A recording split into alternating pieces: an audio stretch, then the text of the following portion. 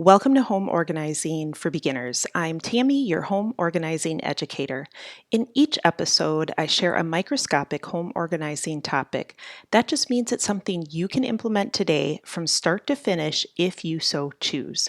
Today's microscopic home organizing topic is a summer cleaning strategy. Summer is busy or busier, right? We're all always busy, but summer seems to be just a lot busier, but in a different way because the weather is warmer, there's more things to do, there's more family fun to be had. Imagine this scenario. I know you've had something like this happen already this summer. It's early Saturday morning, your kids come running into your bedroom to wake you up, and they're begging you to take them swimming. The sun is shining bright, and you think, yeah, I would love to do that. What a fun thing to do with them.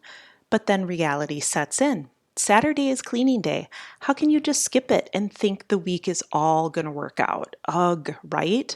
The dishes are piled in the sink, you have no clean clothes, and the toilets are disgusting. Let's be real, right? You realize you have to tell them no, that you just can't because there's too much to get done today. You know that if you go, then you'll be paying the price all week long. They cry, you feel terrible, but yet you know you have to be the responsible one. You have to be the mom. But what can be done so that you can actually say yes more than you say no?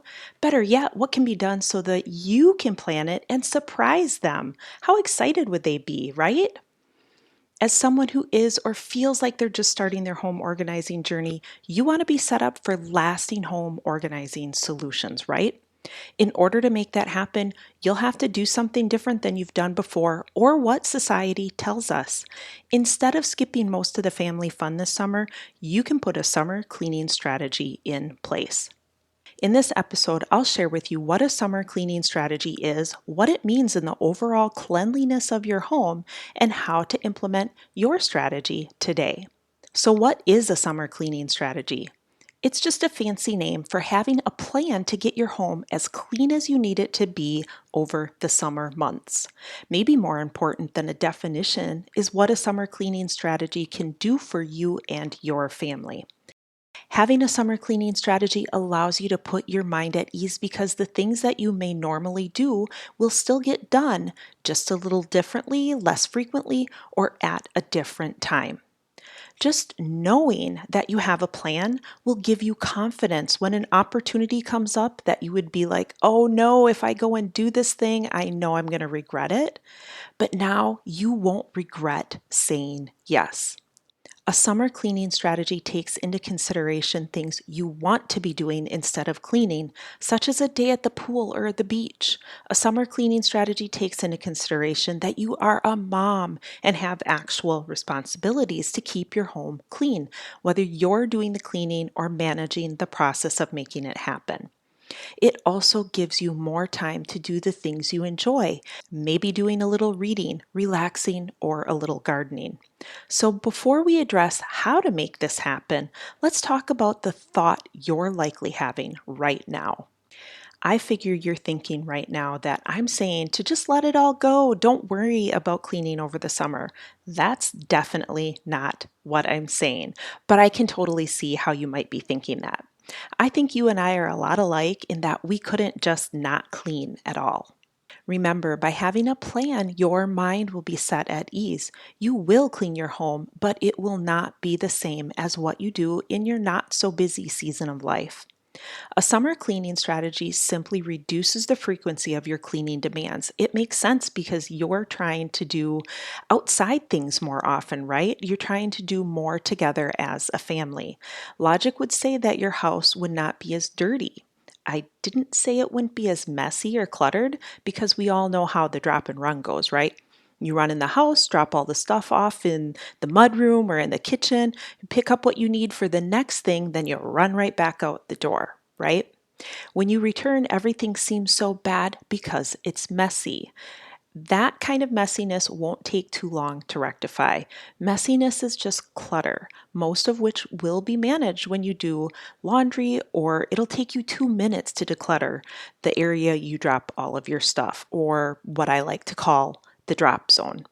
Whether you have a cleaning routine or not, you can follow these recommendations to implement a summer cleaning strategy. Since we know that throughout the year you are cleaning areas more frequently than you are over the summer, you know that your new strategy isn't forever. You know that the mopping will go back to weekly instead of bi-weekly, for an example. So these are my recommendations. Recommendation 1, keep your cleaning basic. Plan your deep dives for late fall or winter when you are more likely to be inside. For those of you winter enthusiasts, you can just flip-flop this around and have a winter cleaning strategy. Does that make sense? So what does basic mean in terms of cleaning? You're going to define the high points. I would say the kitchen, the bathrooms, and where you walk in the door, the foyer, lockers, mudroom, whatever you call it. Recommendation number 2, be timely with your cleaning tasks. Don't let them queue up. Do not wait until the weekend, because then you're going to be in that situation where you're like, oh my gosh, I have so much to do. I'm going to have to say no.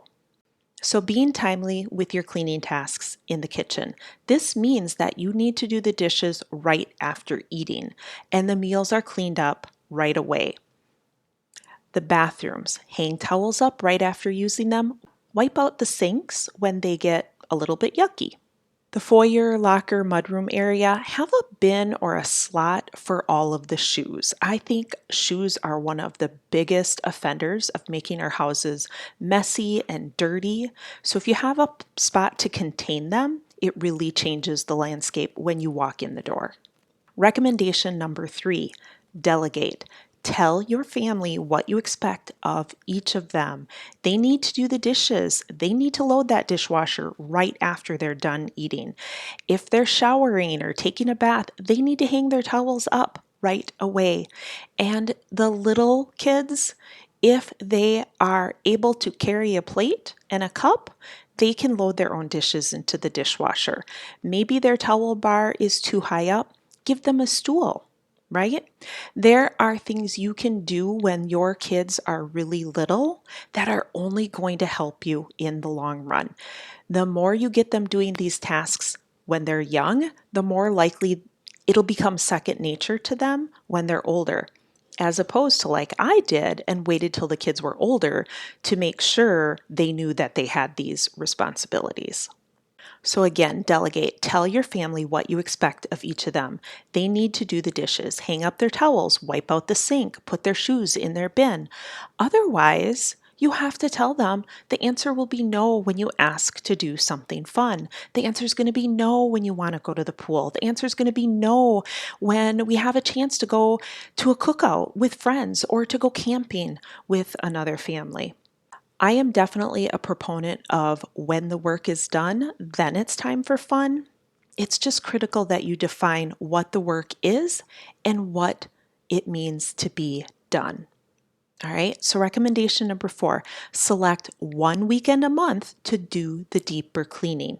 Try and plan this in advance so that you're not going 2 or all 3 months without doing any deeper cleaning.